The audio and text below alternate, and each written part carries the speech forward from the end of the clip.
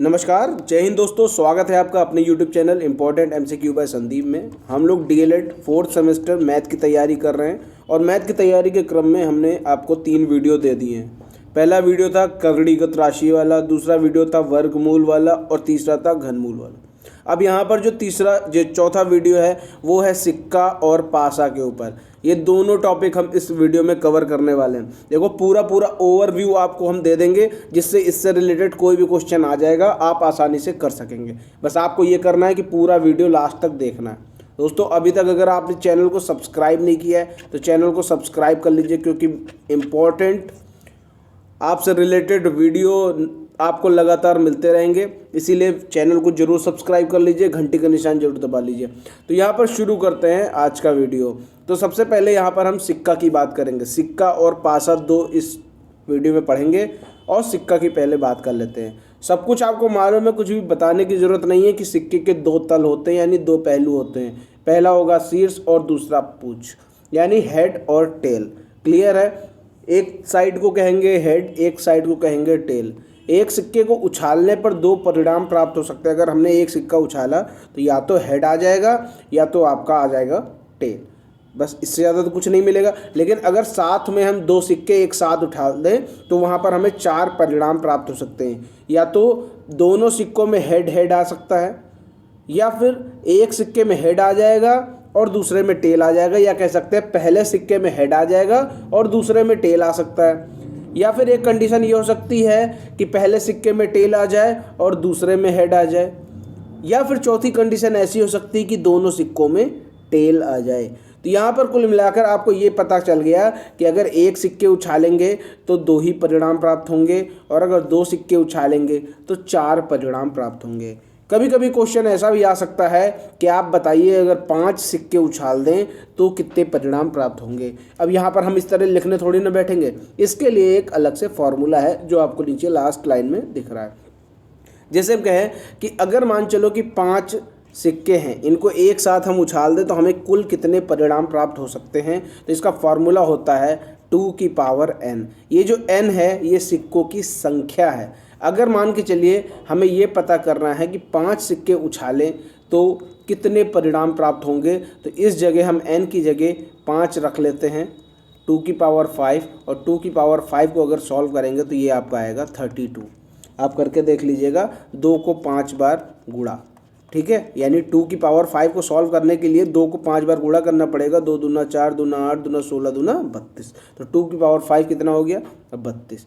आगे देख लेते हैं। कभी कभी सीधा 1 नंबर में क्वेश्चन आ सकता है कि शीर्ष और पूंछ आने, यानी हेड और टेल आने की संभावना कितनी होती है। ये बराबर होती है। कभी अगर ऑप्शन में वो आ जाए परसेंटेज में कि टेल आने की संभावना कितनी है, तो 50% टेल आने की संभावना है।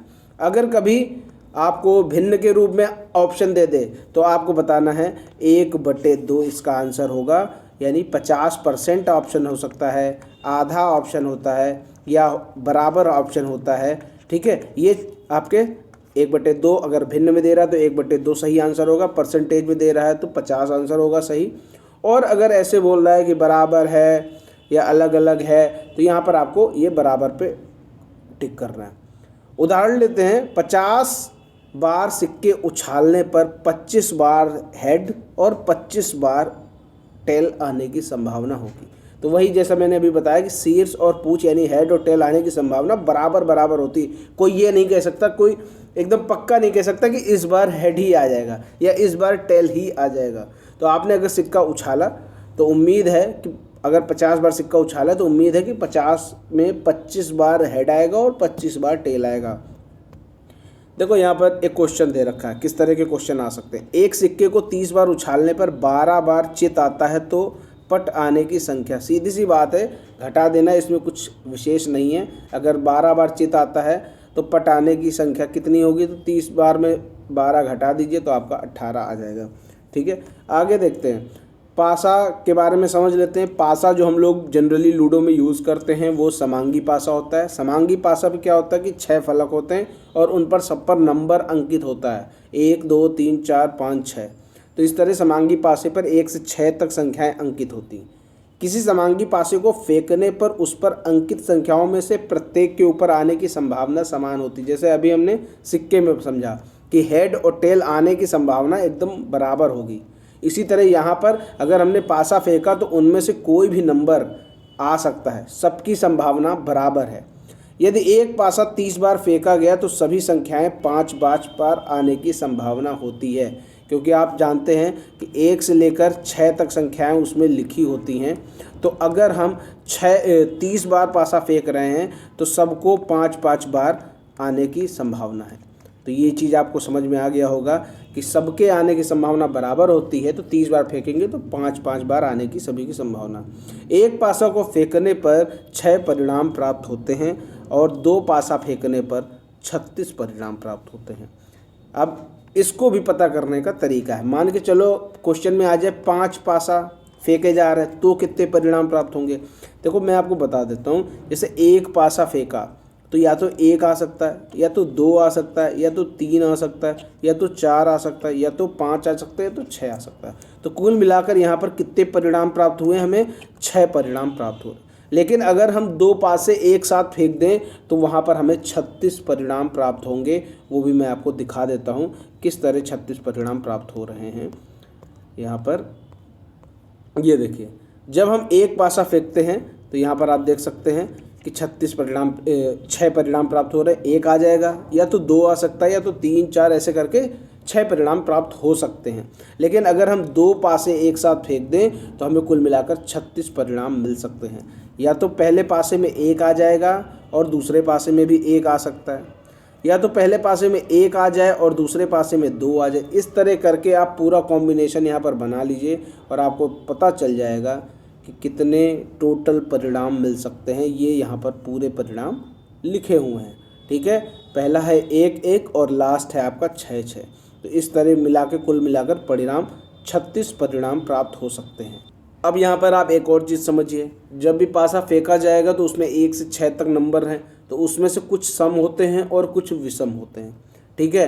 तो जैसे अगर सम की बात करें तो 2 4 6 ये आपके सम हैं, और अगर विषम की बात करें तो 1 3 5 ये आपके विषम नंबर्स हैं।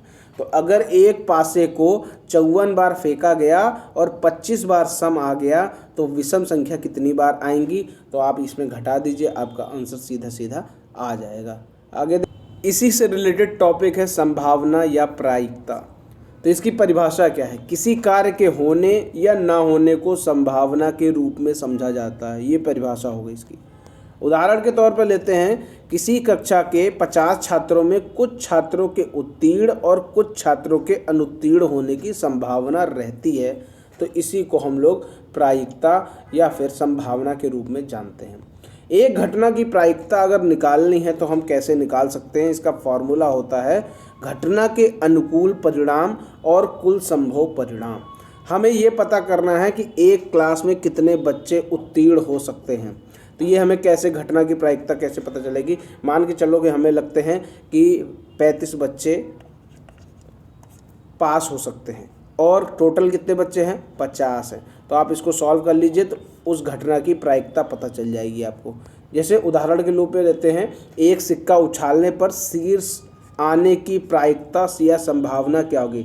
तो शीर्ष आने की संख्या कितनी है? एक ही बार शीर्ष आ सकता है।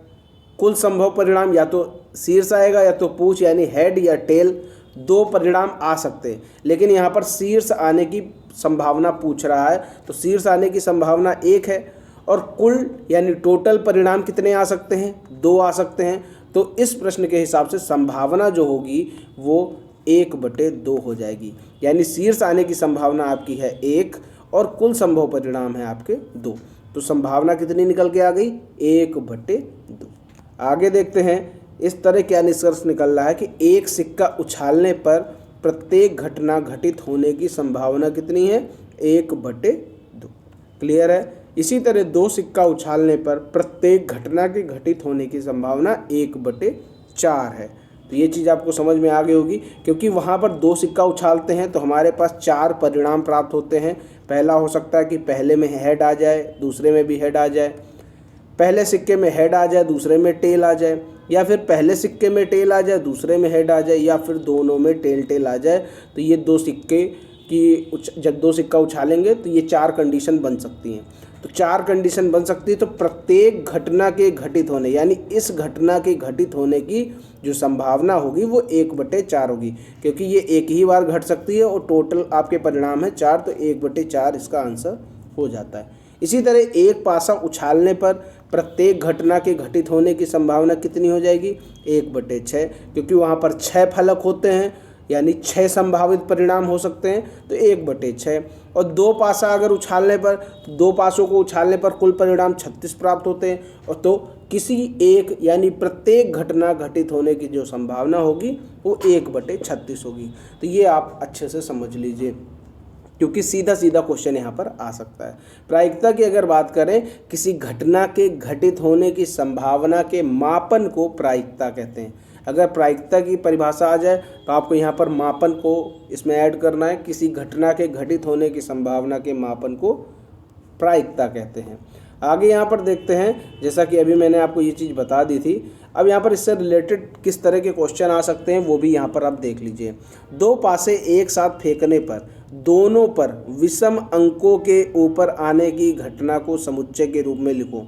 देखो यहाँ पर 2 पासे फेंके जा रहे हैं और दोनों पर विषम संख्या आनी चाहिए ऊपर, दोनों पासों पर विषम संख्या आनी चाहिए। तो जो मैंने आपको यहाँ पर टेबल पूरी ये दे रखी है, तो यहाँ पर वो आपको सेलेक्ट करना है जिसमें दोनों में विषम संख्या हो। जैसे कि यहाँ पर आप देख सकते हैं, इसमें दोनों में विषम संख्या है, इसमें है और इसमें है, इस तरह करके, सॉरी इसमें नहीं है, ये 2 1 आ गया, इसमें तो आपका विषम संख्या 1 है और दूसरी सम है। यहाँ पर हो सकता है आपका 3 1 3 3 3 5 और 5 1 5 3 5 5। तो कुल मिलाकर आपके सामने कितनी कंडीशन दिख रही हैं? दोनों में जिसमें विषम हो तो 3 3 6 3 9, तो शायद यही यहाँ पर भी लिखा हुआ है 1 2 3 4 5 6 7 8 9। कुल मिलाकर 9 कंडीशन बन रही हैं। अगर यहाँ पर कह दें कि इसकी प्रायिकता निकालिए तो प्रायिकता हो जाएगी 9/36, क्योंकि 2 पासे हैं तो नीचे टोटल परिणाम 36 हैं और दोनों पर विषम अंकों के ऊपर आने की घटना समुच्चय के रूप में आपके सामने लिखा है। और अगर कहते प्रायिकता बताओ या संभावना बताओ तो इसका 9/36 यानी 9 एकम 9 और 4 1/4 इसका आंसर आ जाएगा।